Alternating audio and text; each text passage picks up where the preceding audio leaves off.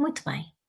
Portanto, hoje vamos dedicar este nosso tempo a navegar sobre estas estruturas que se chamam estruturas de caráter ou funções do caráter e que hoje, na realidade, e porque temos que estar atualizados e incluir todo este conhecimento tão valioso de uma forma mais adaptada ao que nós vamos sabendo hoje da clínica, do vínculo, da neurociência e de que as coisas não são tão estáticas.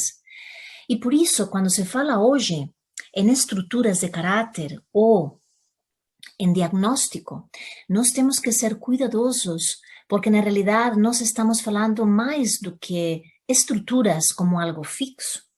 Estamos a falar de funções, de tendências, ninguém é uma coisa só. E mesmo aquela que tem mais tendência é algo que com um bom trabalho pessoal talvez também pode alterar-se. Então, eu gostaria primeiro de colocar na nossa espécie de caldeira alquímica de conhecimento, de troca juntos, a possibilidade de olhar para o diagnóstico, seja ele diagnóstico com a linguagem de psicoterapia corporal, que vocês vão ouvir nomes como esquizoide, oral, masoquista, psicopata, feios todos os dias os nomes, mas pronto, são os que nós temos. Podem olhar para o diagnóstico e fazer pontos com o Enneagrama, que tem os 9 números, com os 3 quadrantes, os tipos. Tem a possibilidade também de fazer pontos com o DSM-5, o diagnóstico da saúde mental internacional. Você pode fazer com várias pontes diagnóstico que tem por objetivo que a gente tenha uma linguagem particular na qual a gente se consiga entender e de alguma forma fazer o que se tem tentado desde sempre a nível de estudo. Perceber se realmente a gente pode, juntos, perceber de que sofre cada um. De que sofre cada um. De que a pessoa, quando se confronta com a expressão no mundo, expressa com mais facilidade e com mais dificuldade. Portanto, vamos começar primeiro a perceber o que é uma estrutura de caráter, ok? Uma estrutura de caráter é uma forma que a pessoa tem de se manifestar publicamente. É o lugar onde a pessoa, de alguma forma, se apresenta ao mundo. E se apresenta ao mundo fazendo pontes quando tem algo que lhe estressa, indo mais à mente, ou indo mais à emoção, ou indo mais ao fazer e a repetir padrões. Vai ter tendências que se vão a ir articulando e vão criando um eu e uma forma, vamos chamar uma máscara social, que aquela que coloca no mundo nem sempre talvez tem consciência dos detalhes, mas tem uma forma de colocar-se no mundo que lhe faz sentir-se algo mais seguro. Pode não lhe fazer sentir feliz, mas lhe faz sentir-se mais seguro. Porque a estrutura de caráter, na realidade, essa forma repetitiva de dar respostas perante aquilo que me vai chegando, não se elabora de um dia para outro. Não se elabora de um dia para outro, é algo que se constrói muito precocemente, inclusive já começa a ter pontes com a realidade em uma época em que a gente estava no útero materno. Porque a gente tem uma amalgama, uma mistura, uma tentativa de integração entre a nossa biologia, nossa genética, memórias que tem a nossa alma e também depois a expressão e a experiência que a gente tem no mundo, que a gente tem com o primeiro laboratório na nossa vida, que é a nossa família, ou quem cuida, ou quem cria, que às vezes não é a família. Pode ser uma instituição, família colateral, seja o que for, o ambiente no qual a pessoa se desenvolve, aquilo vai ter que fazer pontes, integrar-se o melhor possível para a sobrevivência e adaptação com a pessoa. E consoante se vai digerindo o que nos chega do mundo com o que a gente já traz, se elaboram respostas que têm por objetivo reduzir o estresse. Reduzir aquilo que dá medo a esse ser ainda muito pequeno. Então, se o que houve do mundo até mesmo estando no útero materno, se o que houve do mundo que está fora da mãe é algo que produz nesse feto, nesse bebê que ainda se está a formar, provoca algo desagradável, esse organismo, esse ser ainda muito pequeno, vai tentar sempre dar a melhor resposta disponível. E se essa resposta disponível, que por exemplo pode ser já no útero da mãe, levar essa energia até mesmo biologicamente para a cabeça, que é o lugar, nesse momento uterino, ainda a parte que tem menos órgãos vitais.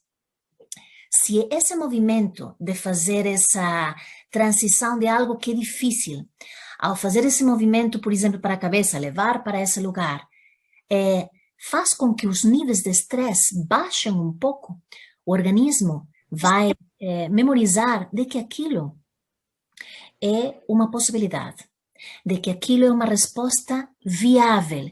E então, cada vez que tem estímulos parecidos, vai fazer uma repetição, porque aquilo funcionou de alguma forma. Não tem que ser perfeito, mas, sobretudo, é uma possibilidade e em algum nível baixou o estresse. Portanto, por isso é tão importante perceber, antes de eu falar das diferentes estruturas, que o nosso perfil, a nossa função do caráter, a nossa personalidade, aquilo que a gente coloca no mundo, a forma como eu me encolho ou a forma como eu vou para o mundo, essa é a minha forma de estar. Ela não se deveria de quebrar, ela não é má. Mesmo que hoje me dê problemas, porque se calhar é velha e hoje a vida me pede não estar para dentro. A vida me pede hoje, olha, solta-te e vai para o mundo.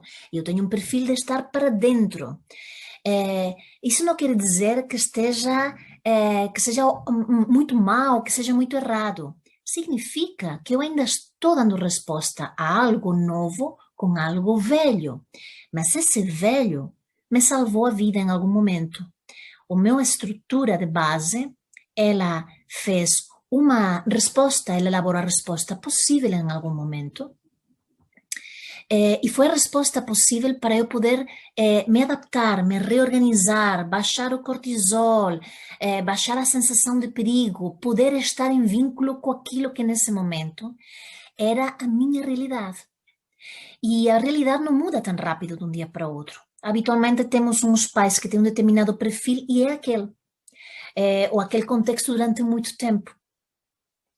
Portanto, a primeira coisa é que a estrutura de caráter não é uma coisa má, é algo que se elaborou para sobreviver, para me adaptar juntamente com a minha biologia de base, a minha energia e alma que trazia, com aquilo que me deparo que o mundo está a me oferecer e a se relacionar comigo. Portanto, elaboro as bases de minha personalidade como forma de me relacionar com esse mundo e eu faço da forma possível. Portanto, a primeira coisa é para sobreviver. A segunda coisa é que, embora há muitas teorias que falam eu sou assim, e uma estrutura, hoje em dia se sabe que as estruturas não são assim tão cristalizadas. Eu não tenho por que ser da mesma forma, nem responder da mesma forma aos eventos para a vida inteira. Isto é uma boa notícia para nós, porque os que estão aqui, que a maioria são terapeutas ou querem ser psicoterapeutas, nós trabalhamos com a esperança, trabalhamos com a transformação, trabalhamos com a possibilidade de contato com a melhor versão de mim. Isso significa que também trabalho com um espectro na minha estrutura de caráter que não é fixo nem cristalizado, sino que tem possibilidades de ampliar o seu melhor, de encontrar novas formas de negociação interna que opera mudanças, tanto a nível da psique, como a nível da parte emocional, orgânica, como a nível do formato do corpo, que também tem a sua forma de apresentar-se ao mundo, como sua forma de ir para o mundo. Isso é possível e nós, podendo incluir isso, é maravilhoso, porque isso significa que podemos abrir o campo de observar as possibilidades. Se eu observo um ser e acho que não vai mudar, a expectativa muitas vezes se concretiza. É tal e qual os professores quando recebem a informação da turma do colega anterior. Os professores recebem a turma na escola, da declaração do professor anterior que foi embora, e talvez na pauta está escrito que o professor fala: olha, esta turma é terrível, é muito barulhenta, é muito difícil, tem muito fracasso escolar e é terrível. Antes de conhecer a turma, o que vai acontecer? Isso já vai provavelmente colocar um estado de alerta, em que quando chegue, é uma possibilidade, chega esse professor que recebeu essa informação à frente da turma, fica resistente dizendo o que é que vem aí. E já fica resistente e talvez muito duro no princípio, sem esperar a que haja uma possibilidade de reorganização. Portanto, isto é muito importante a gente ir percebendo a não cristalização. Aliás, se houvesse cristalização e não houvesse mudança, nem sequer valia a pena a gente ter esta profissão, não acha? Se a gente não achasse que é possível encontrar uma forma de abrir mais o coração, de ir um pouco mais para o corpo e sair da mente, de ir para o mundo. Então, o que é que eu estou fazendo cá, não é? Concordam comigo? Sim? Portanto, é possível a transformação. Se não, ora bolas. Muito bem. Então, alguns de vocês estão familiarizados com as falas ou as formas de falar destas áreas.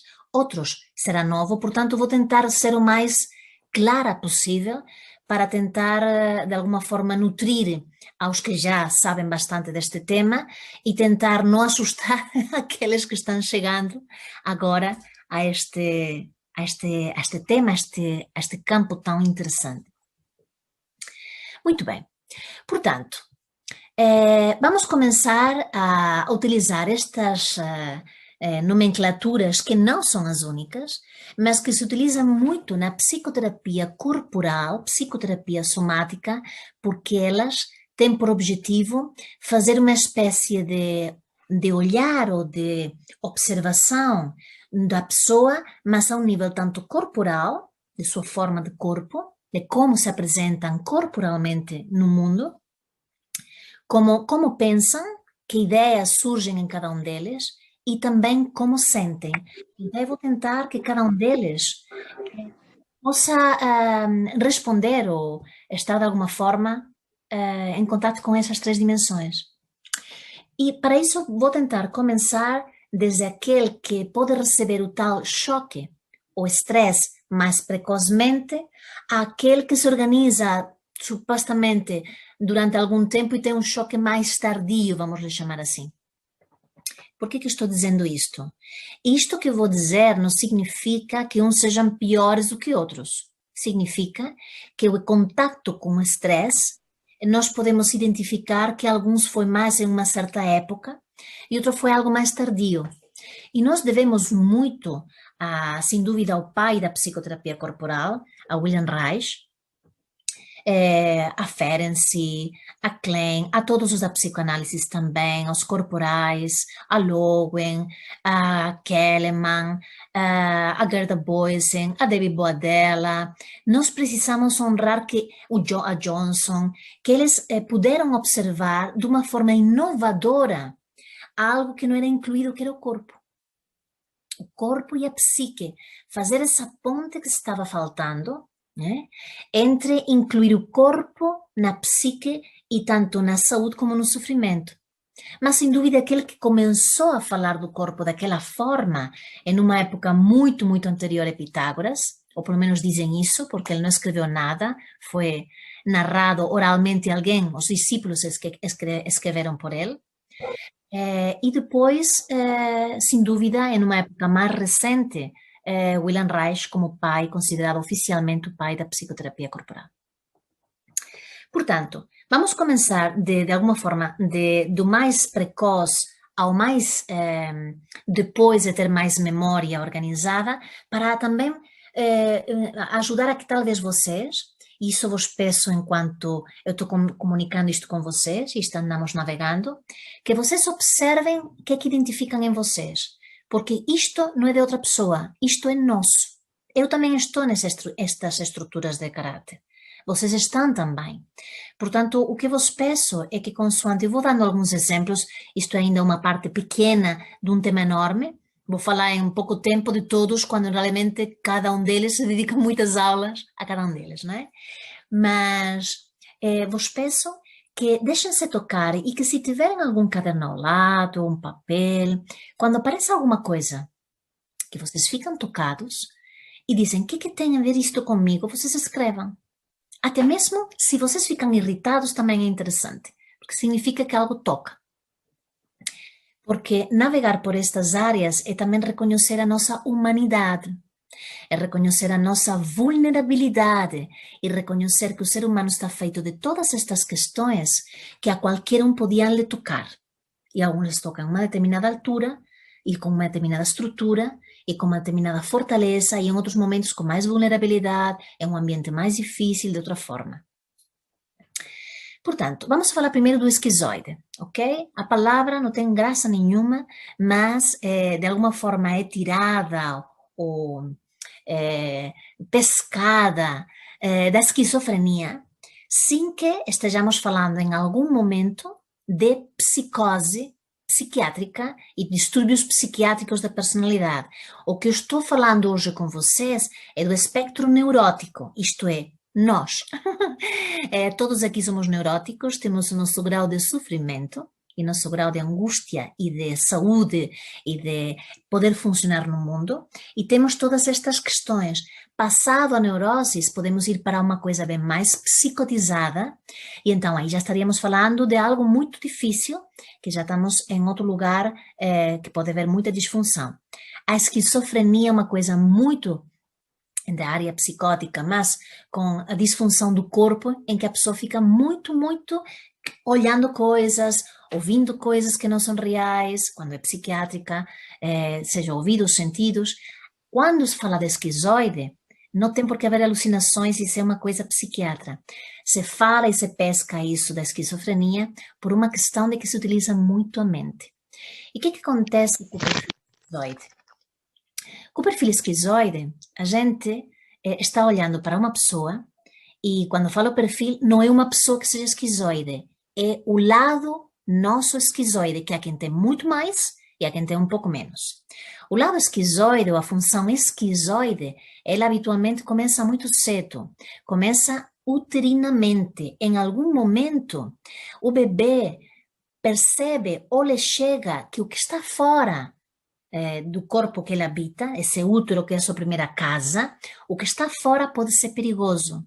E então, um movimento que tem de contração e de querer ficar dentro e de levar essa possibilidade de medo que lhe chega de fora, pode ser que a mãe esteja triste, que tenha briga, que há alguma desconexão, que algum elemento chegue e lhe chegue como agressivo, e então o perfil esquizoide começa muito precocemente a sentir que fora é perigoso e que é melhor ficar dentro. Esse primeiro movimento mais simples, ou primário, que a esquizoide desenvolve, que a nossa função esquizoide desenvolve. Fora é complicado e perigoso, dentro está melhor. Então, se tem uma tendência de que quando algo perigoso, eu fecho e eu fico no meu pensamento, na minha ruminação, ou na minha criatividade, e me retiro do mundo.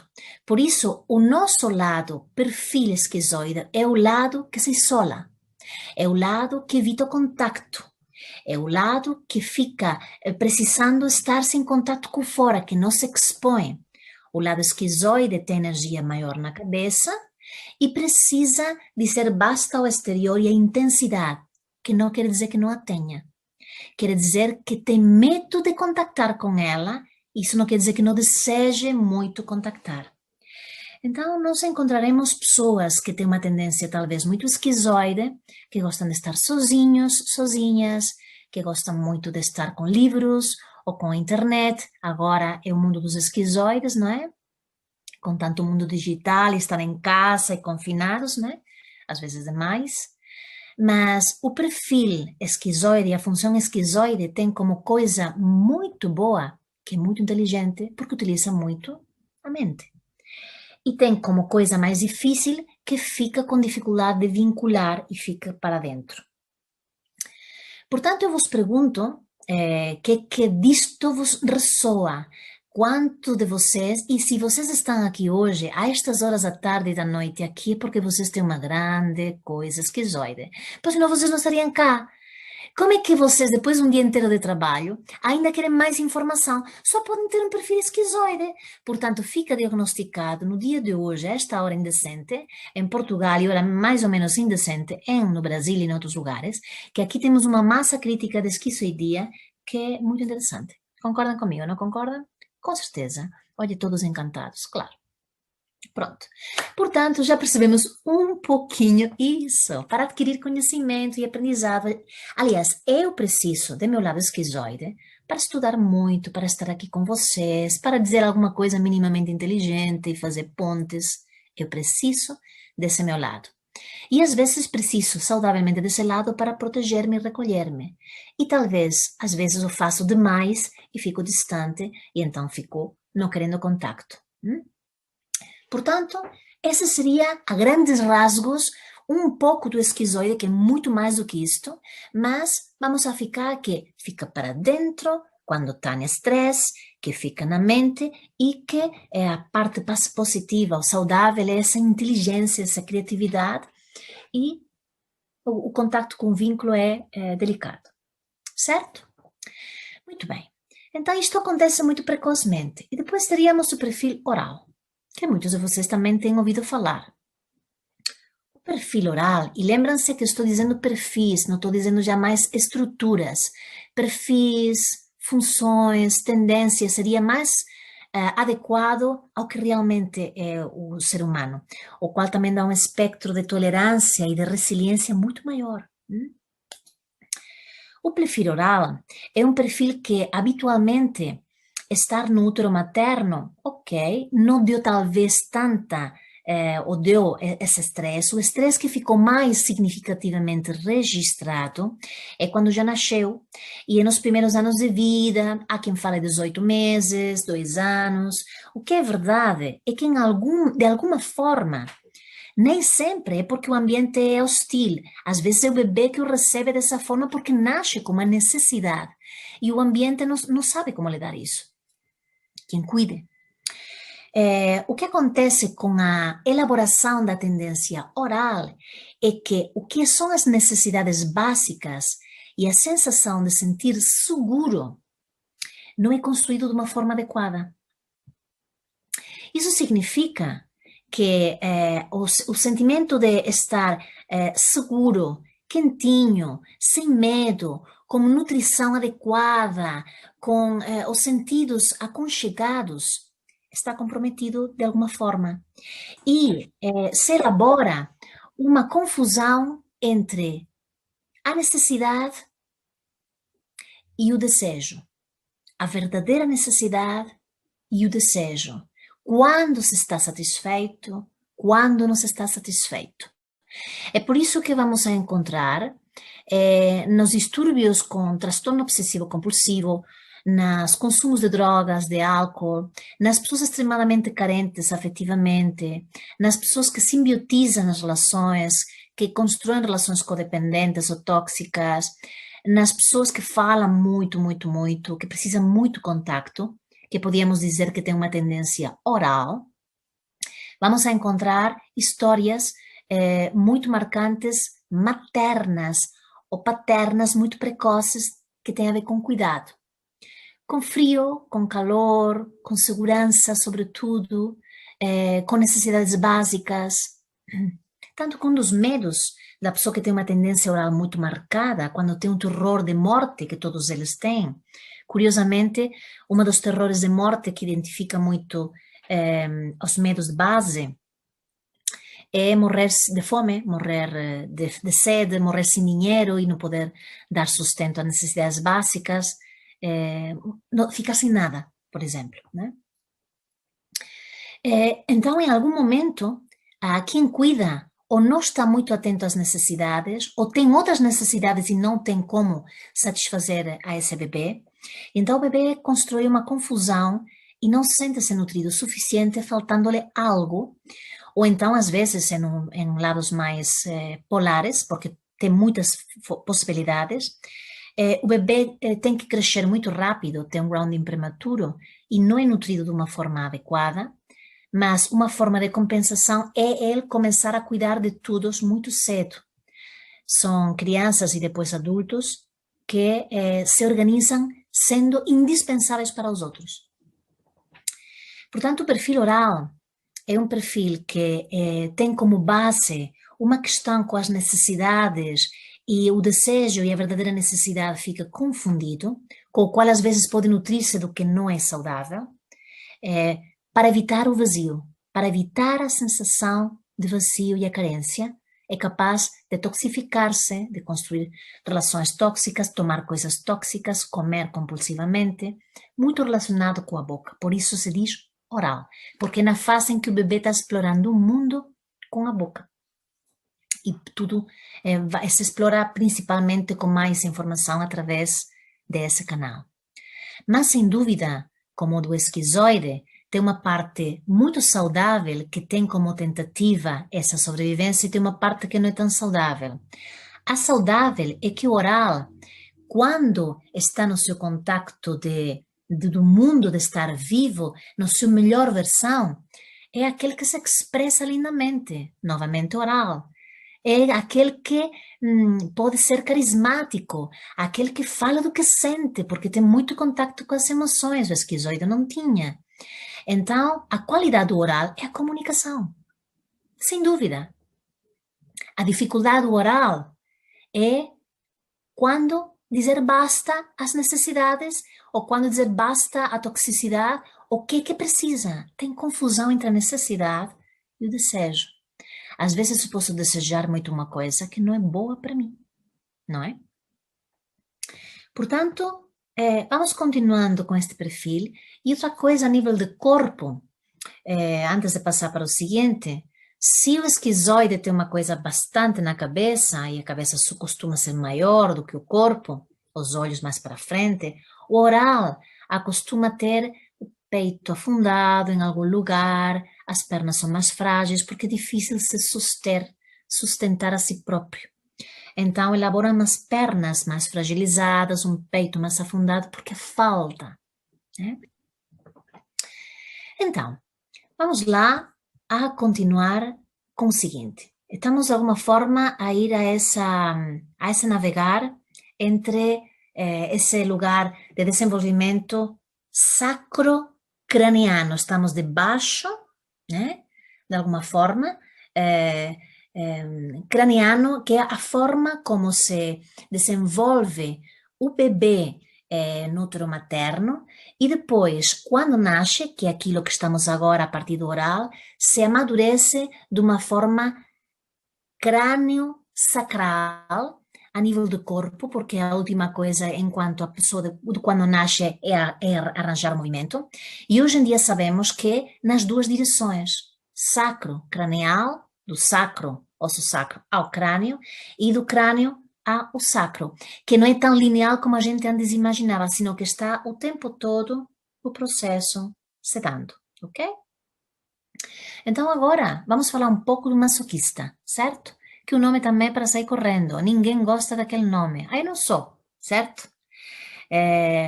Os nomes não são nada simpáticos. Não sei o que é pior, se masoquista oral ou um sexual ou um 6 conservador do Enneagrama. Portanto, uns têm números, não é?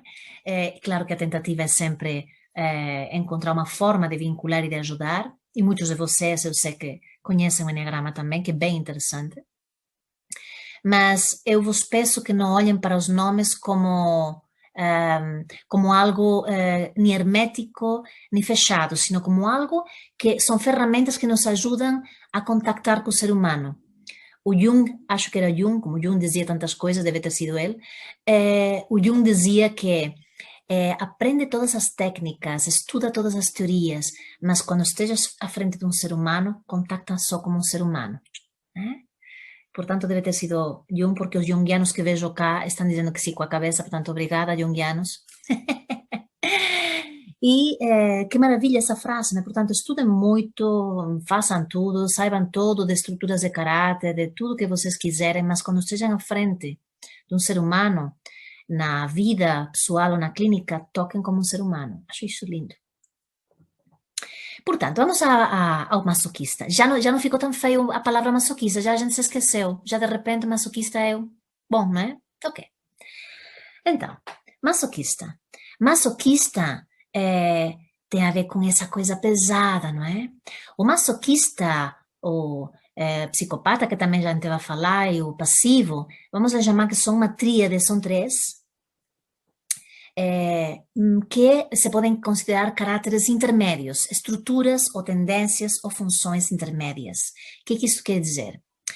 O choque, a tensão, o estresse acontece um pouco depois dos 18 meses, já acontece um pouco mais tarde, quando o tema da criança continua sendo a necessidade de sentir seguro, porque se vai acumulando, não para, uma coisa e começa a outra, vai o tempo todo se entrelaçando, mas nesta fase que o bebê já coordena melhor os movimentos e que está vinculando com o mundo com mais capacidades, já tem mais contato cerebral, mais pontes, mais sinapses. O tema a partir de agora, nesta tríade, é a autonomia. É a possibilidade de fazer coisas sozinho, de fazer coisas autonomamente, de experimentar o sim ou não, as famosas birras que já há corpo para dar a famosa concerto aos pais, que ficam enlouquecidos, que fazer com a raiva e com o sim e com o não, né? Mas o que se passa com o masoquista? O que lhe acontece? O masoquista quer ser livre, quer experimentar vestir-se sozinho, sozinha, quer comer aquela coisa, quer brincar com aquele brinquedo, quer ir atrás do seu irmão, primo, amigo, quer experimentar o mundo. E no ambiente, por algum motivo, falam que não. Só se vai fazer se for autorizado.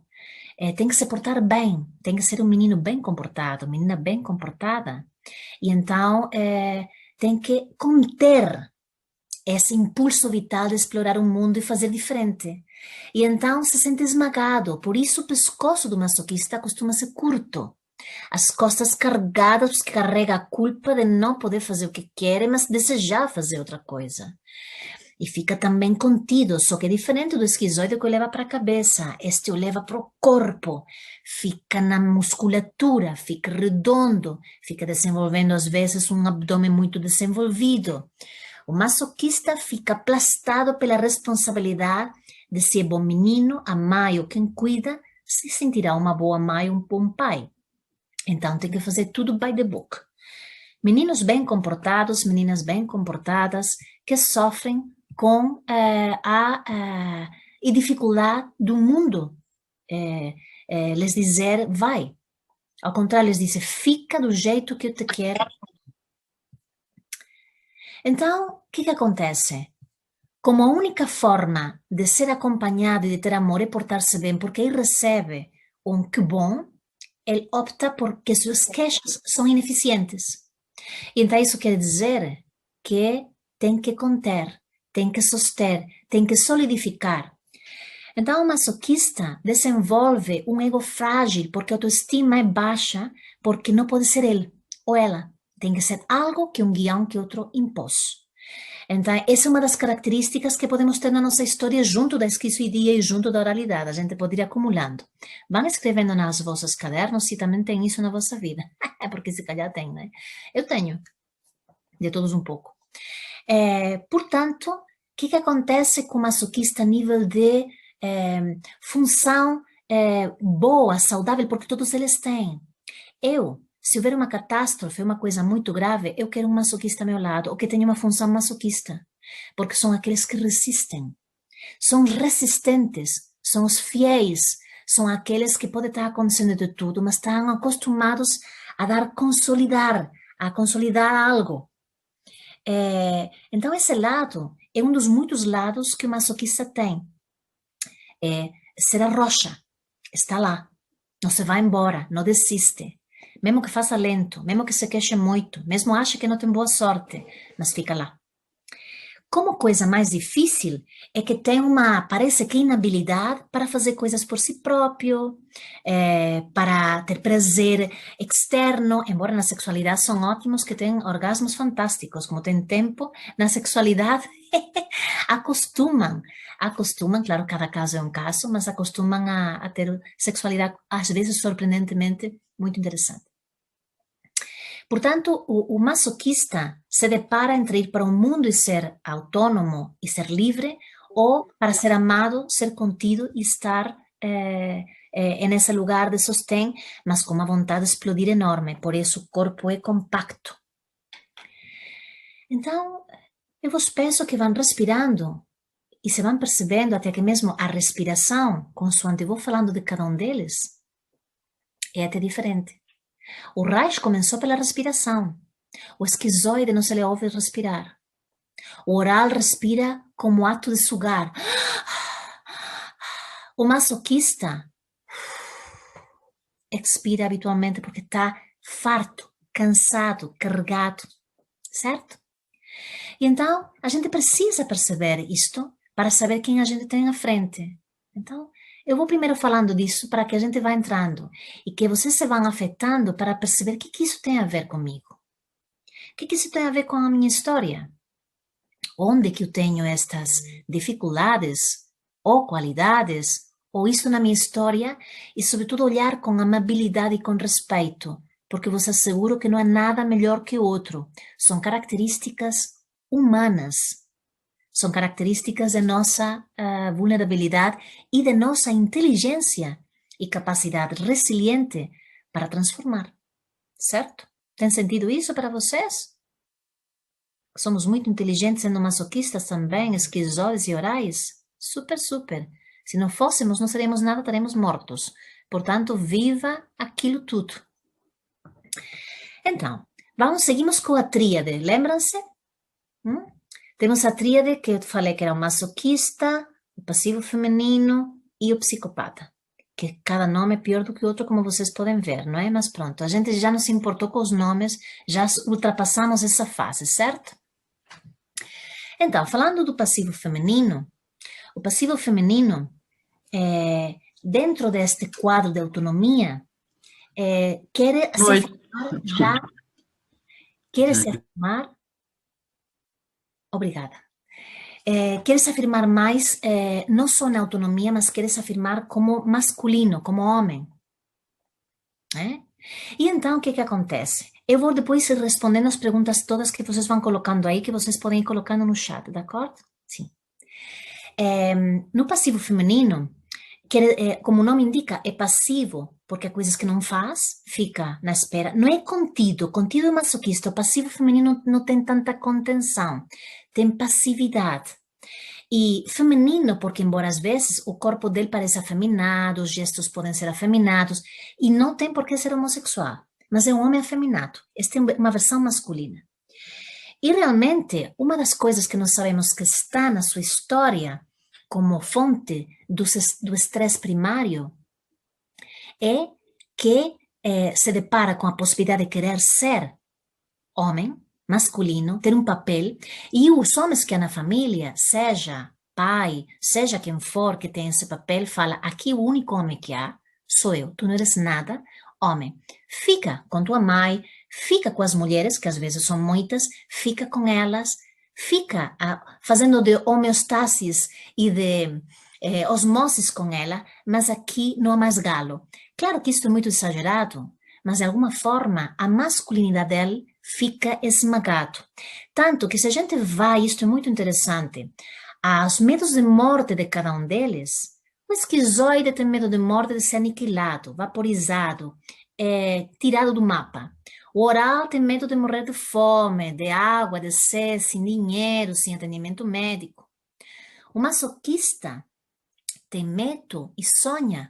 Isso é muitas vezes quando se suicida, enforcamento, afogamento, coisas que têm a ver com o pescoço que não desenvolveu e que curto. O passivo feminino, uma das formas típicas de pesadelo de medo de morte é a castração. É morrer de castração, mesmo ficar sem genitais, porque é aquilo que é a sua dor de origem. Não levem isto matematicamente. Estamos agora numa coisa muito primária de um tema que é enorme, que na formação se desenvolve muito, muito. Estamos só ficando com os tópicos, ok? Com os tópicos. Então, o que acontece com o corpo do passivo? O corpo do passivo feminino é um corpo que tem a tez clara, ou mais doce, uma pele fina, tem uma questão com a doçura e se dá muito bem com o feminino, mas tem dificuldade com o vínculo com os masculinos. É? Eu costumo dizer uma piada, que não tem piada nenhuma, mas é uma coisa que acontece muito, é aquele amigo ou amiga que a gente adora, aquele amigo que a gente adora, homem, que a gente nem se dá conta bem, não é que não seja um homem, mas que a gente se sente tão à vontade que a gente não se dá conta que está ali sexualmente porque não tem essa coisa erotizada que tem habitualmente o homem quando está num grupo de mulheres ou estamos mais erotizados. Então é como se a gente se sentisse seguro ou segura a esse nível com essa pessoa. E então é tão bom rapaz que eu quero que case com minha prima. Não comigo, mas que case com minha prima. Porque é bom rapaz. Desculpa interromper. Isto é uma palestra? Sim, isto é uma palestra Uma que está palestra online. Isto é um bocado. Pois, quando é uma palestra ao vivo, envolve um bocadinho mais, não é? Ficar aqui a ver montes de quadradinhos, um, dois, três, quatro, cinco, seis, sete, e pois.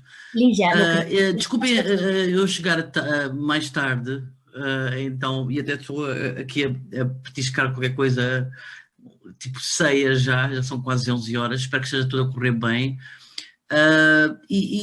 Só uma perguntinha, porque como cheguei tarde, convém que saiba, porque já não apanhei muita coisa, né, que partilhaste, e faço ideia os conteúdos interessantes, tudo isso, todo esse conhecimento que tens. Vai demorar mais quanto tempo? Só para saber se estou a meio, se Lígia, se estou mesmo já quase no fim, ou... não, Desculpa vamos lá. esperar mais ou menos mais uns 40 minutos. Mais Estamos, uns 40 minutos? sim, estamos neste momento gravando e eu tinha pedido a todo mundo para desligar o microfone para nós gravarmos esta parte e depois deixar as perguntas para o fim. Pode ser, Lígia? Sim? Obrigada, sim? Ok.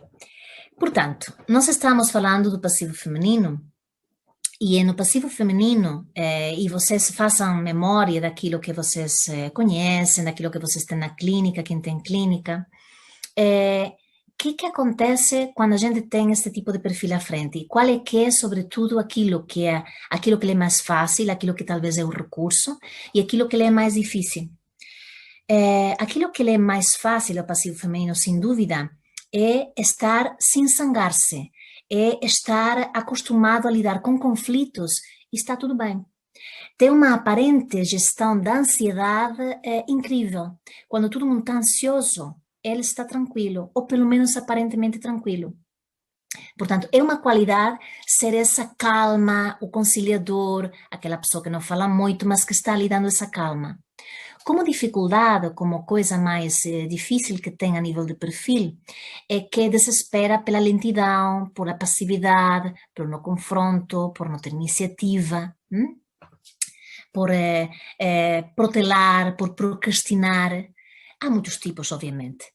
Mas é uma estrutura que até mesmo o próprio Lowen dizia que havia que estudar muito mais porque raramente vem ao consultório. E é verdade, raramente vem ao consultório porque não tem um contato com a ansiedade da mesma forma. Então seria muito interessante perceber quem está aqui da clínica, que perfis conhecem que tem como passivo feminino para trabalhar na clínica porque é muito particular. Depois nós temos o famoso psicopata, que como dizem, os nomes são terríveis, ou feios, ou enfim, ou são o que são, mas não tem de todo nada a ver com a parte psiquiátrica. Mas a psicopatia, como a sociopatia, são distúrbios da empatia, ok? Quer dizer que se são distúrbios da empatia, é nesta estrutura, nesta função, nesta tríade, lembram-se que estamos ainda na tríade masoquista, passivo, psicopata. Estamos ainda na tríade da autonomia, de querer ser livres, de querer fazer a sua maneira. De alguma forma, e no perfil psicopata, principalmente o que encontramos é que, além do que já se traz, o ambiente o setting, o laboratório primeiro da vida, 3, 4 anos, foi confuso a nível de quem cuidava, quem dizia a verdade, quem dava segurança. Às vezes se dá demasiada informação à criança, os pais, com eles ficam um pouco no meio de brigas, se há divórcio litigioso ainda muito pior, ou então ficam a soster demasiada atenção que não lhes pertence pela sua idade. Então ficam a perceber ou a contactar com que a verdade, a dor, a vulnerabilidade é algo que não é claro que tenha que se suster. Há confusão com a briga, com o segredo, com os lugares. Fica complexo. Fica complexo poder sustentar esse ambiente e também lhe fazem sentir que mesmo assim, sendo pequeno, pequena, é muito inteligente porque consegue ser muito crescido. Então fica dividida entre a possibilidade de fazer algo extraordinário, de suster coisas de gente crescida, mas não é crescido. Quando se fala uma criança, nossa, minha criança já fala, já canta, já lê, e tem 2 anos, 1 ano e pouco, 3 anos, uma época, pela estimulação precoce, a gente fica, nossa, que bom, que maravilha. Não é maravilha nenhuma. Criança não tem que fazer nada precoce. Criança tem que fazer coisas de criança. E não vai ficar mais inteligente, nem mais resiliente, porque fala cedo. Isso é um erro. Ou porque anda aos 7 meses. Isso é um erro. Isso é algo que a gente precisa transformar. A criança precisa ser criança e quanto mais amadurecido e vai explorando por si, mais terá tempo de explorar possibilidades dentro do seu corpo. Ao psicopata lhe faltou essa parte. Pode se construir muito corporalmente, mas a nível da associação de ideias, constrói um mundo que não obedece às leis da mesma forma da moral e da ética e da empatia, porque não foram empáticos com ele. Ok? Não foram empáticos com ele. Faz sentido isto, pessoal? Sim? Então, no futuro, o psicopata, para vincular, vai manipular, que vai ser a expressão máxima do lado mais negro dele ou dela, que vai vincular manipulando, para dominar, para não ser dominado. Mas, sem dúvida, a qualidade que o psicopata ou a psicopata tem é que, se há um problema difícil para resolver, eles vão resolver. Estrategicamente, como líderes, quando conectados com o coração, quando não serão fascistas, loucos, dominadores, ditadores, gente megalômana, etc., no pior versão. Mas o psicopata, na sua melhor versão, é um estratega. É alguém que faz coisas incríveis, porque acumulou a qualidade do esquizoide, acumulou, quando compensado, a função oral, acumulou o sustento masoquista porque o tem dentro, e lá virou o líder. Eles são líderes. Da família, da escola, da empresa ou de um país. Né? O masoquista não vai chegar a presidente. O psicopata chega a presidente. Muitos deles vão emparelhados. O masoquista não vai chegar a presidente. Vai ser vice-presidente, talvez, ou outra coisa diferente, né? Ok. Então, vamos então aos últimos já, e já vamos às nossas questões também. Pois, talvez, né? Eu não vou dizer porque vai ficar gravado que a Joana aqui escreveu, mas pronto, fica vocês vendo que anda por aí escrito a nível das figuras que nós temos, tanto psicopata no público, no mundo externo, né? A gente podia fazer uma fila, né? Entre os políticos e certas personagens, mas pronto, pode ser que um dia eles vão para a terapia. A esperança a última a morrer. Agora temos a outra parte já mais ligada ao descobrimento sexual. Se estivesse aqui Freud, diria a genitalidade, ou já a ponte com a genitalidade, que seria o fálico narcisista e a agressivo masculina. Não sei que nome é pior do que o outro, não é? O fálico narcisista como homem e a agressivo masculina em sua versão feminina, o que lhes acontece a eles? No fálico de falo, de pene, portanto, parece que o que expressa mais é o pene, a sexualidade. Porque, na realidade, a forma como se coloca no mundo é de uma forma narcísica, erotizada, potente. Pode não ser, até pode ter impotência. até pode sexualmente não ter potência nenhuma, mas a máscara é a potência. Eu sou muito giro, eu sou muito legal, muito bonito, muito erotizado, perfumado, eu tenho a carga toda na máscara, eu sou desejado, admirado, né? E então, a necessidade de fazer isso para não tocar a vulnerabilidade, e aqui já estamos falando desde os intermédios até aqui de falso self, construir algo externo que pode não corresponder com o interno. E o que acontece nesta história, neste corpo que pode ser bem proporcionado e muito para fora, e ocupando muito espaço, e narcisista, e querendo muito alimentar o ego, e uma necessidade muito grande. Qual é a história? Muitas vezes a história destes perfis no masculino tem uma história de ter sido muito nutridos no princípio da vida. Ser o menino da mamá, o príncipe, a joia, o biju, muito nutridos por várias pessoas até da família. E em algum momento se lhes exige que continuem sendo super eficientes, mas que não tanto contato com a sexualidade. É como quero-te lindo e admirando a mãe como a deusa, mas a sexualidade não. Tal e qual acontece agressivo masculina. Tem essa nutrição, é a princesa do papá, é a coisa mais linda, mas quando começa a ser mulher erotizada, fala-se, não, a tua sexualidade me dá medo, então meu comportamento muda. Já não te posso tocar daquele jeito, já não te posso abraçar daquela forma. Então, o que acontece? Os dois, um na versão masculina, outro na versão feminina, começam a fazer uma coisa que vale se acompanhar a vida inteira. Vão separar o coração da genitalidade. Quando se apaixonam romanticamente, se desconectam da sexualidade. Quando se conectam com a sexualidade, se desconectam do coração. Então, tem pessoas para a cama e tem pessoas para o romance. É como se fossem fáceis de seduzir, mas muito difíceis de conquistar. Então, fica uma questão com o romance, com o coração, com a ternura, difícil. Porque se fica muito no fazer para fora e a conquista, mas depois a ternura e a questão com o não fazer e a vulnerabilidade é difícil.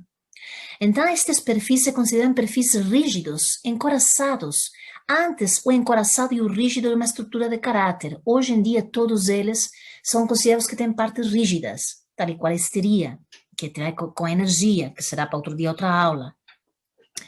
Então, muito importante a gente perceber que todas estas estruturas, desse esquizoide mais mental, lembram-se? O oral mais na necessidade e na emoção, o masoquista mais na contenção, em soster o sofrimento, o passivo de tudo bem, tá tudo fixe, não há problema, há de passar. O psicopata é tu não me vais fazer mal, eu vou fazer antes. Muito na estratégia.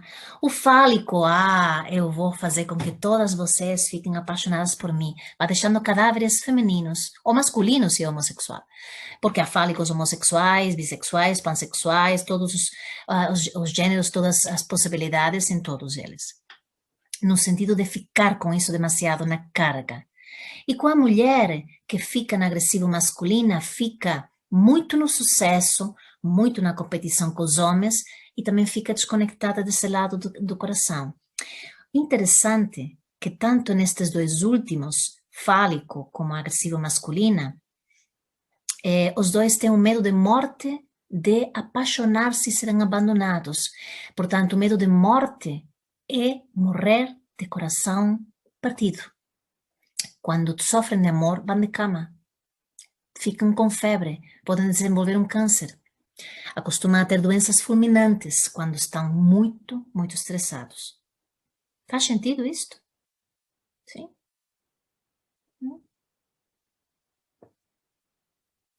Então, temos estruturas que vão desde uma coisa mais mental, depois mais das necessidades, depois mais da contenção no masoquista, depois mais de aparentemente não é comigo, do passivo, do psicopata que fica nessa questão, e das questões mais relacionadas com o narcisismo e a sexualidade. Então, vamos respirar um pouco. Vamos respirar um pouco. Ok? Ver o que me está ressoando disto tudo. Como é que eu vou poder, sabendo tudo isto, poder responder ou dar algum tipo de, a fazer algum tipo de ponte? Quando na clínica eu tenho estas estruturas, porque uma coisa que me ajuda a perceber a função que se tem é que me ajuda a perceber qual pode ser uma intervenção veneno. E como alguma das pessoas eu acho que escreveu, já vou olhar as vossas perguntas que tinha aqui, de alguma forma vai ser bastante saudável se a gente se vê um pouco em cada um deles. E talvez um pouco mais em algum. Mas o mais saudável será a gente poder navegar onde que eu estou mais esquizoide, mais oral, né? Eu preciso do meu lado esquizoide para fazer muita coisa a nível mental, estudar, digerir, ficar criativa, preciso. Eu preciso muito da minha função oral para poder expressar, estar aqui, dialogar, colocar o meu tom de voz, ser harmonioso, ser carismático. Eu preciso do meu lado masoquista para poder suster muitas coisas difíceis, para poder trabalhar muitas horas, para poder gerir os meus filhos adolescentes na sua loucura, ou eles na minha loucura. Então, estar ali a suster as bolas que eles me vão mandando e dizer, não, eu estou cá ainda não morri, ainda estou cá, pode vir mais alguma que só vossa mãe. Enfim, eu preciso muito de masochist power para estar ali a acolher, não é? Eu preciso também, inclusive do lado passivo, mesmo que seja mais aparentemente do homem, para eu ficar relativizando, quem sabe, tendo essa coisa de, ok, passará, resiliente, regulando.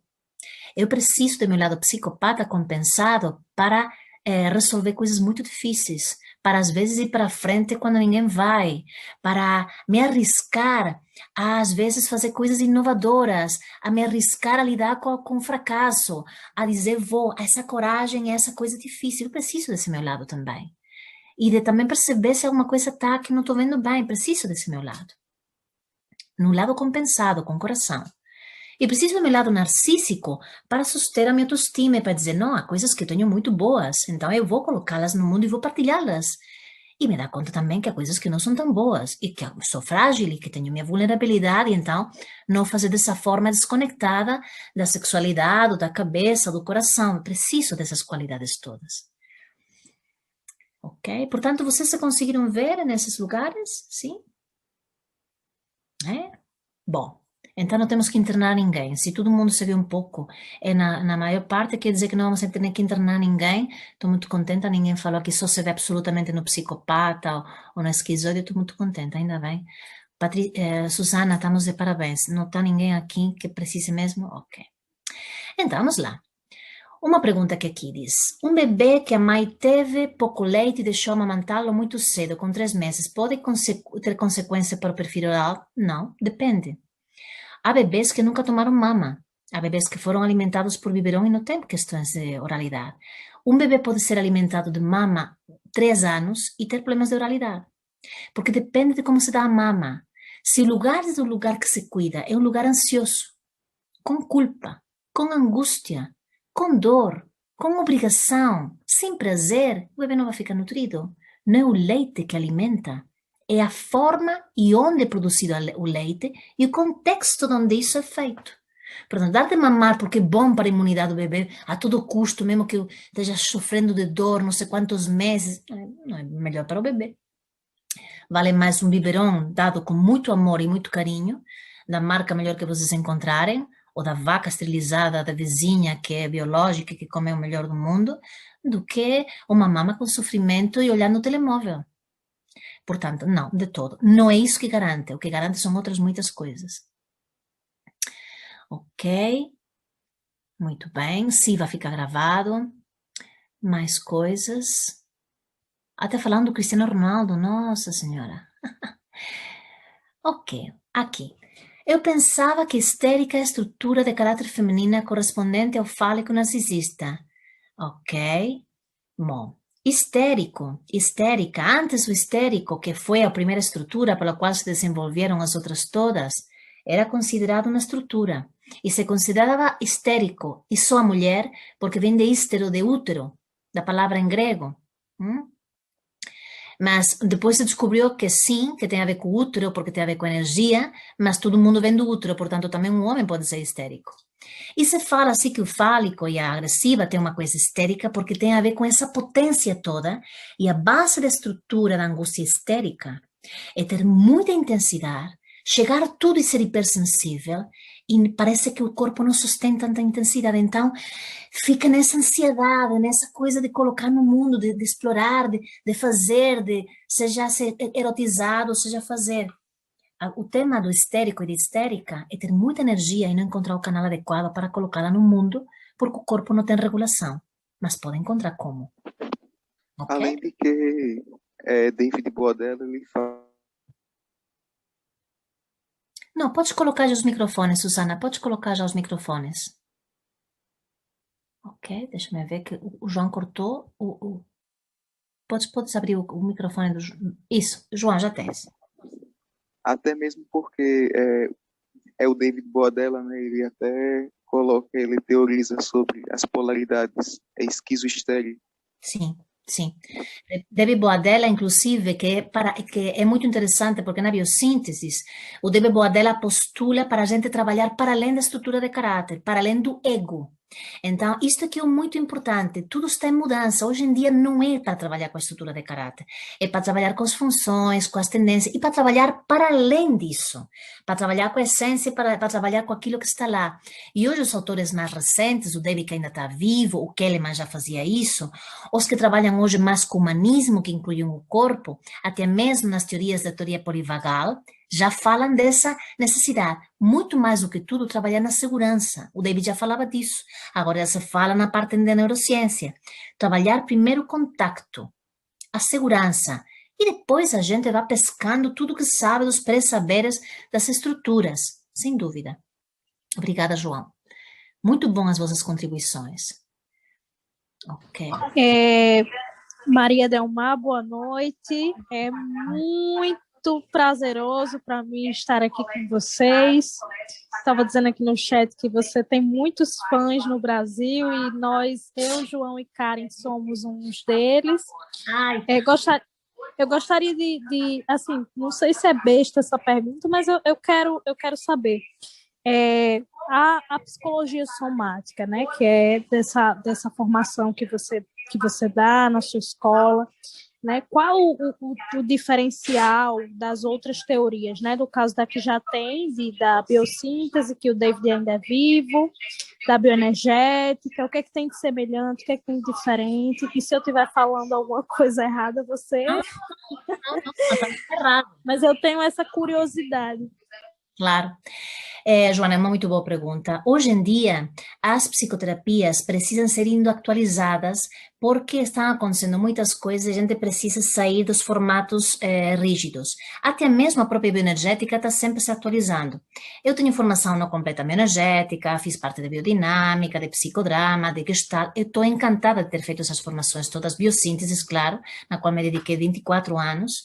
E hoje em dia, uma das coisas que eu sinto e que por isso colocamos o programa e temos ido desenvolvendo nestes últimos anos, psicoterapia somática, biointegrativa, não com o objetivo de desenvolver um modelo. Eu não estou interessada em desenvolver um modelo. Eu estou interessada em saber fazer pontes e saber colocar essas teorias atualizadas, fazendo ponte com neurociência muito mais, que não havia nas outras abordagens, fazendo muito mais ponte com a psicossomática humanista, e saber que o corpo orgânico foi o grande esquecido da psicoterapia corporal, que não se trabalha tanto na bioenergética, na biossíntese, nem com a psicoterapia formativa do Kahneman. Trabalhar, fazendo pontos com tudo isso, com a medicina quântica, trabalhar com as filosofias transpessoais, para além da meditação, e incluir tudo isso para formar o psicoterapeuta, e que não é fácil, porque são muitas matérias, para a gente trabalhar sabendo todas estas coisas, mas sobretudo trabalhar o estado do psicoterapeuta. O estado do psicoterapeuta como ferramenta vai ser aquilo que é o mais importante à hora de criar um campo suficientemente seguro. E isso vai ajudar a saber como colocar o corpo orgânico, sejam as hormonas, seja o campo energético, seja a própria alma. Então a gente vai beber muito, com certeza, dos autores maravilhosos desde antes do Freud, passando por todos os humanistas, que nós precisamos aprender deles, passando pelos corporais, Reichanos, Lowen, Kelleman, David Boadella, e fazer pontes com essas áreas todas. Então, o diferencial neste momento na psicoterapia somática, mais da área biointegrativa, é que a gente inclui um estado do terapeuta em que vai incluir não só o corpo, o formato do corpo, a leitura do corpo, e não vai fazer uma coisa diretiva, não tem exercícios para determinadas coisas. Aquilo vai ser muito criativo conforme a gente vai sentindo esse impacto intuitivo no seu corpo. O seu corpo lhe vai a dar as ferramentas consoante o contato e o vínculo com o seu cliente para ir elaborando, entre aspas, os protocolos. Não há protocolos fixos, embora se sabe muito como trabalhar a raiva, muito como trabalhar os distúrbios do sono, ou os distúrbios da sexualidade, ou a ansiedade, nós precisamos saber tudo isso. A gente vai adaptando, às vezes psicodramaticamente, às vezes só com fala, às vezes com o silêncio, na clínica, mas vai incluir muito também, não só, o corpo orgânico. Nós não somos psicoterapeutas corporais porque trabalhamos com o corpo, somos psicoterapeutas corporais porque trabalhamos também com o corpo. E o corpo precisa fazer pontes com a dimensão transpessoal muito mais. E precisa fazer dimensões com a parte orgânica muito mais. E precisa fazer pontes com a resiliência muito mais. E precisa saber fazer pontes com a farmacologia muito mais. Porque quando um paciente vem medicado, o corpo reage, os gestos da cara são outros. Eu preciso saber o que é um corpo medicado de um corpo não medicado. E de diferente medicação. Então, isso a gente incluiu porque eu senti que estava faltando. Então, é uma necessidade de honrar os grandes mestres e de continuar na atualização. Respondi, Joana? Eu estou aqui anotando a frase para não perder e postar depois. Adorei, muito obrigada. Respondeu sim. Obrigada, é um prazer te ter aqui, Joana. E eu tenho aqui outra questão. Nascemos com um perfil dominante ou esse é definido nos primeiros anos de vida? Pelo que entendi, equilíbrio entre ter os traços todos. Então, são várias perguntas. Nascemos com um perfil dominante? Não. Nascemos com uma tendência, sim, genética, epigenética, porque temos heredado. Nascemos com algumas tendências, porque é muito interessante falar com as enfermeiras, na sala de partos e quando tem os bebês recém-nascidos no berçário, que eles já têm um comportamento, um pouco uma tendência, elas vão colocando, olha, este é assim, este é assado. Isso é ainda muita neuroplasticidade, mas nasce de facto como os pilares, com umas estruturas que estão disponíveis, porque temos a primeira poda neural, do que vamos deixar de usar aos 2 anos. Depois, um pouco mais tarde, a última, entre aspas, a última, acontece aos 25 anos. Até lá, estamos usando e deixando de usar várias coisas a nível também cerebral e orgânico. Portanto, o bebê não nasce zero. O bebê nasce com uma estrutura, sim, e essa estrutura vai poder ser ampliada, melhorada, destruída, toxificada de muitas formas, mas que já nasce com uma memória celular e uma certa tendência, sim. E depois os diferentes experiências, porque a experiência de vida é diferente da expressão. A experiência de vida, ela se inclui também no soma. Então, ela tem o seu efeito. Portanto, não se nasce com algo predefinido, mas se nasce com uma tendência já e com algo que vai ser diferente se tivesse nascido com outra tendência. E depois o resto vai fazendo. O equilíbrio está em ter os traços todos. Estas são perguntas muito absolutas. Ter um pouquinho, talvez. Agora, a percentagem deles varia, porque se eu, por exemplo, moro em África, em um sítio muito difícil, eu vou precisar mais uns traços que de outros. Vai depender de quanto cada um deles está dançando e me ajuda a ter uma resiliência e uma adaptabilidade que me permita ser eu no lugar onde estou. Portanto, mais do que equilíbrio estar nos traços todos, de alguma forma é não estar demasiado só em um ou dois. Dependendo de onde é que estou, né? Perceber como é que eles se entrelaçam, vão dançando e aparecem. Eu tenho uma paciente no norte de Espanha, que ela é muito engraçada, e ela diz, agora já percebi como é que é isto dos traços de caráter e as funções. Quando vou a ter com minha mãe é louca, ela diz, eu preciso que o poder masoquista venha a mim, então eu falo, masochist power comes to me, então eu incorporo o masoquismo para aguentar as loucuras que vou ouvir durante o fim de semana. Pois eu não piro. Portanto, eu visto aquele lugar e então eu fico a suster, a me entrar por um lado, me sair por outro. Antes ficava louca, ficava querendo matá-la, ou me cortava a mim mesmo, ou me agredia, coisas muito severas. Então, em certos lugares eu preciso me dar conta qual é a estrutura, e isso é muito inteligente, e isso não é fácil fazer, mas é uma possibilidade eu perceber que na realidade estes traços não me pertencem. São aprendizagem junto com a minha estrutura de habilidades de contacto. O que acontece com o funcionamento masoquista de contenção sexualmente? Então, o que acontece, imagino que tem a ver quando o perfil masoquista tem muita contenção sexualmente e não pode explorar a sexualidade livremente. Então, teremos a possibilidade de ter perversão. A maior repressão, maior a perversão. Primeira lição de aprendizagem em psicoterapia corporal é a maior repressão, maior a perversão. Se um masoquista, que muitas vezes tem muita tendência a ter essa carga toda, pode ter também muita libido, não encontra um canal, muito possivelmente pode elaborar perversões. E as perversões podem ser variadas. Perversão, se não se magoa ninguém que não queira ser magoado, não é perversão, no meu ver. Mas quando se magoa alguém, já é outra coisa. Mas, podíamos discutir muito sobre isso, mas encontramos muito no perfil masoquista perverso a nível sexual esta procura da dor física na sexualidade provocada ou eles feitos. Encontramos as donas e os escravos e lugares de sexualidade e exploração em que as pessoas exploram as suas fantasias vestidas de escravos ou vestidas com aquela coisa que nunca me lembro como se chama, que bate e magoa, picos. Isso são práticas sexuais sadomasoquistas, por exemplo, levadas ao extremo. Ou podem também virar perversões de abuso ou de maltrato, sim. Estamos a falar de algo bem perverso, em que a pessoa não descarregou. E quando há sexualidade, em todos os traços, pode haver um comportamento sexual desviante, ok? Em todos. Ok. Chibatas é aquilo que bate-se, não me lembro como se chama. Chicote. Isso, Célia, obrigada. Chicote. É isso mesmo. Portanto, a ideia é, sobretudo, ir aprendendo sobre isto, que temas enormes, para a gente fazer uma coisa que é muito importante na clínica, que é agilizar os pré-saberes, que fiquem aqui os pré-saberes. Eu saber bastante de diagnóstico, bastante de corpo orgânico, ficar com essa segurança de que isso me ressoa, me ressoa isto no humano, e depois poder tudo fortalecer o vínculo. O vínculo hoje, falado imenso por Stephen Porges, por Lipton, falado até canseira por Gerda Boysen, falado o tempo todo pelo David Boadella, o vínculo é o mais importante da clínica.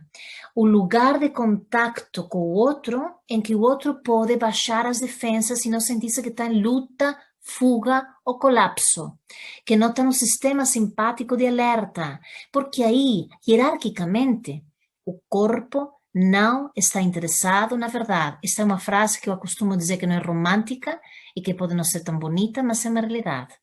O corpo e a nossa mente não estão interessados na verdade. É bonito dizer a verdade e, por favor, se possível, vamos trabalhar nisso, na honestidade. Mas o corpo não está interessado na verdade. O corpo, hierarquicamente, está interessado na sobrevivência. E em momentos de estresse, vai ir à procura da estratégia disponível da função do caráter, da função que ele relaxa, para poder estar nessa experiência.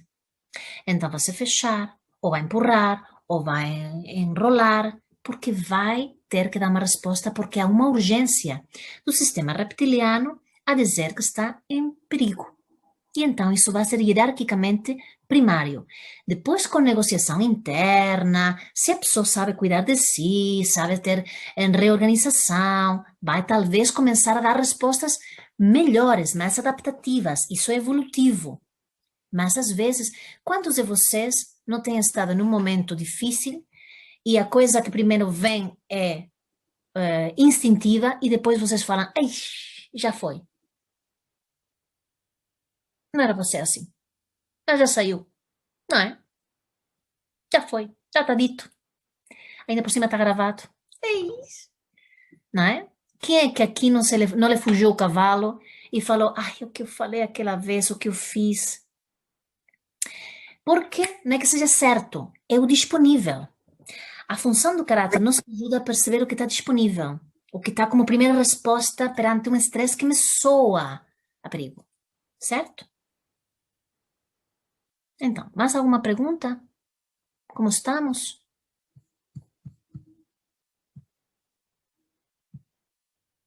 Estamos vivos ainda? A estas horas da tarde e da noite?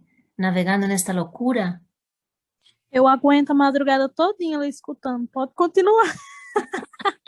Nossa, isto é masoquismo puro.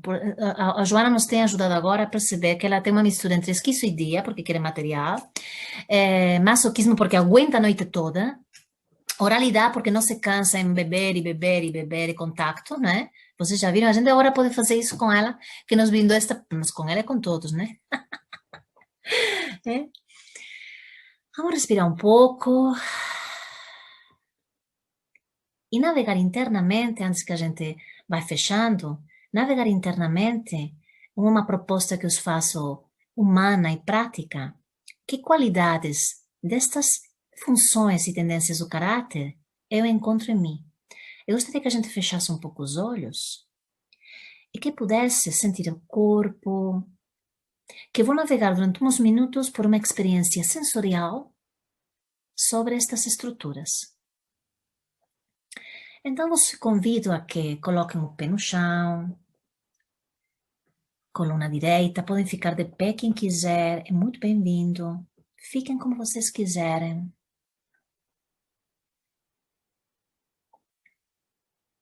Sentindo como o ar entra, como o ar sai.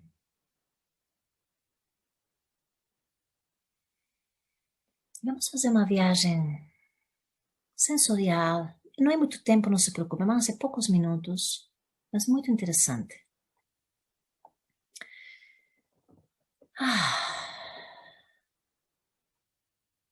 Primeiro, vou te pedir para te conectar com a qualidade esquizoide. E para isso te peço que até podes tocar com tuas mãos a cabeça, mas podes tocar a tua inteligência, a tua criatividade. Os lugares em que tens às vezes ideias geniais. Umas as concretizarás, outras não.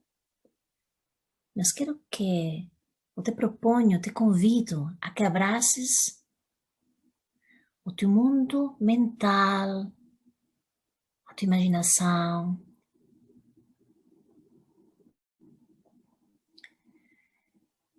E que te perguntes quanto desse recurso, dessa função criativa, colocas no teu dia a dia, nas pequenas coisas. Quando acordas e escolhes a tua roupa. Quando olhas com olhos de ver o que é bom para ti e analisas quanto do saudável usas na tua observação, na tua mente. Nós, pequenas coisas cotidianas do dia a dia. E respira. Se possível, sem crítica. Muito importante. Sem crítica.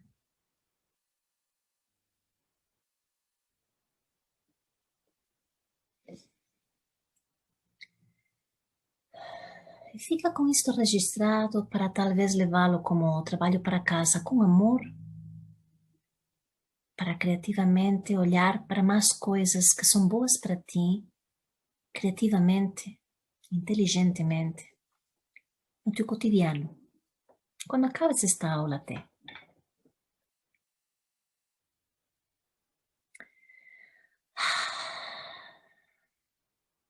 Peço-te agora para te conectar com a qualidade oral e honestamente observes como cuidas das tuas necessidades, de como te alimentas, como cuidas do teu corpo, como falas honestamente do que sentes.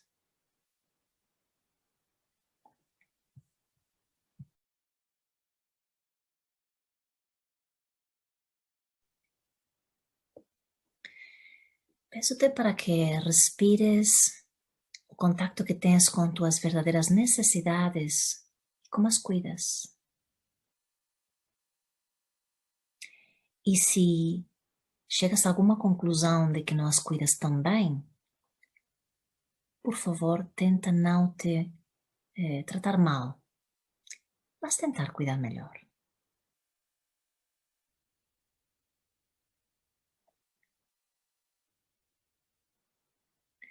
Respirar, porque é um ato de amor a gente se observar, se tocar. E pode ser que antes que passemos para o seguinte, possas tocar a tua garganta, o teu peito, esses lugares que se sentem muito emocionais para aconchegar-te. Para ser amorosa, amoroso contigo.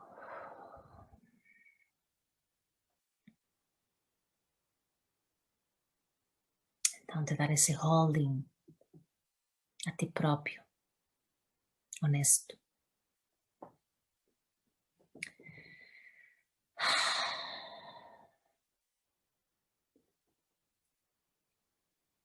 E pouco a pouco peço-te e te convido para conectar com o recurso masoquista e sentir a fortaleza de teu corpo, que mesmo quando há dificuldades, não vai embora e fica sabendo que é capaz. Mesmo quando está muito difícil, como agora a crise, dificuldades com problemas, decides não desistir. Te conectas com a coragem. Aqui estou.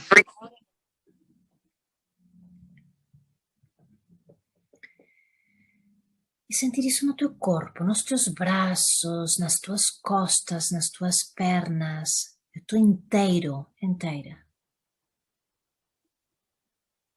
Então peço-te para te conectar com o recurso de consistência masoquista, mas ao mesmo tempo ficas flexível no teu corpo, que não fica uma coisa rígida. Cá estou eu, mas cuidando-me.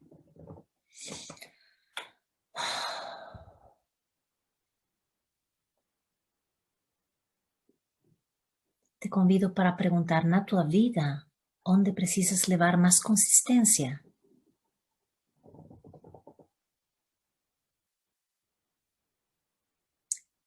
Mas ficar lá sabendo que eres capaz e sabendo como gerir sem ser um sofrimento, ser ágil. Essa qualidade boa que sabes.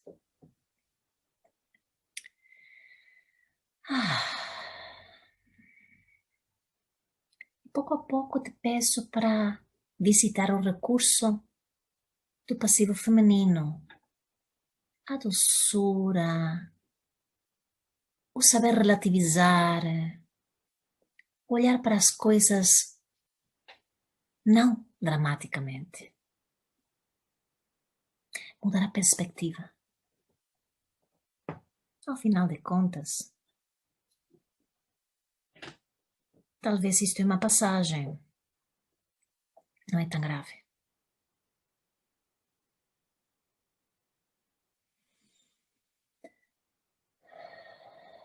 E sorrir como a sonrisa taoísta, que está olhando para às vezes algo complicado, mas internamente coloca um pequeno sorriso. Vamos colocar um pouco de sorriso com os olhos fechados. Não é gozar, é um sorriso de... Sim, eu posso. Estou aqui. Tudo bem. Também passará. Eu estou aqui.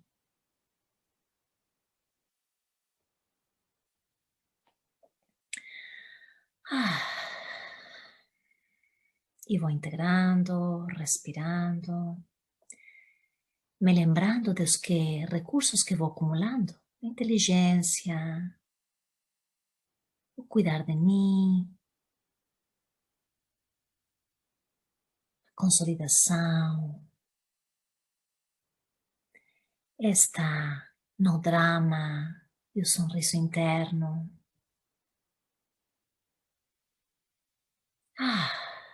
E temos mais diamantes.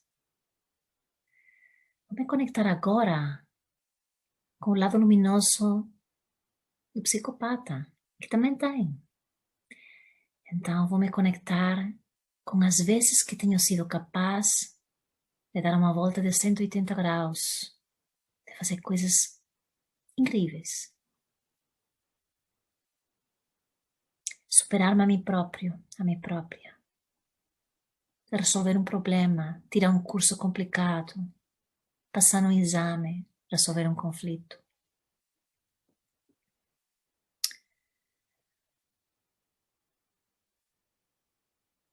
Vamos respirar essa capacidade em mim,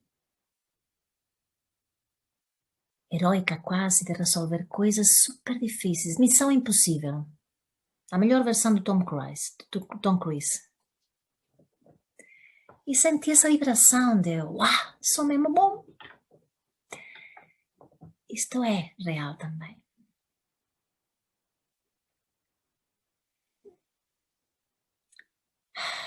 E respirar nessa gratidão por ter feito coisas realmente ao longo da minha vida. E ainda vou fazer mais. Que são significativas.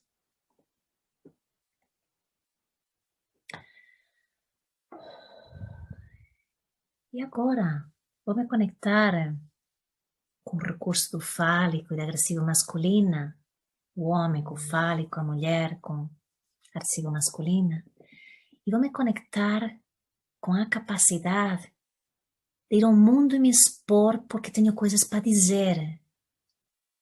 E me sinto lindo e linda, mesmo que tenha pneus e michelins, ou não tenha, ou tenha nariz torto, os dentes tortos. Tá ótimo. Me sinto belo e bela. E acolho minha estrutura como ela é. Com orgulho saudável de dizer, este sou eu, tá bom assim. Que bom que este corpo traduz a minha alma.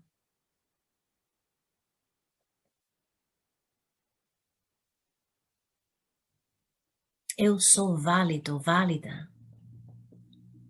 Há muito para amar em mim. E muito para eu amar. Vamos mexer o corpo. Como é que a gente pode estar no mundo com tudo, sentir o meu corpo todo e sentir a beleza deste ser humano que habito? Reconectar-me com isso.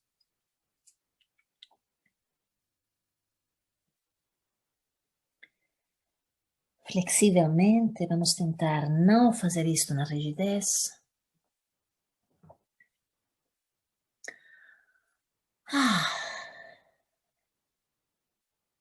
Pouco a pouco ir voltando, vendo o que está mais presente,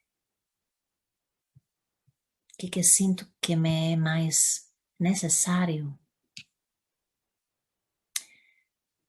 para levar para a minha vida cotidiana e não levar tanto para o abstracto, mas o levar para o contato comigo e depois com os outros. Porque isto na clínica é o que a gente precisa caminhar com aqueles que a gente acompanha. Como é que vão levar a melhor versão deles, acolhendo a outra versão também que não é tão fácil, levar para o cotidiano. É o que confirma que a gente está indo bem. Não é grandes sofisticações de pensamento e de análises. É no dia a dia.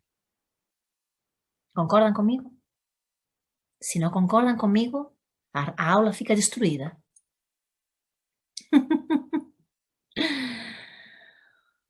Ok, pessoal. Estamos chegando ao fim. Alguém quer partilhar alguma coisa antes de nós fecharmos?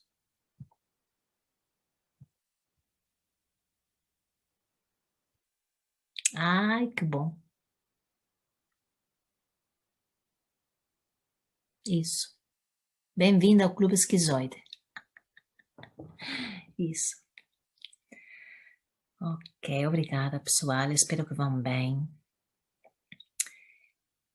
Que bom.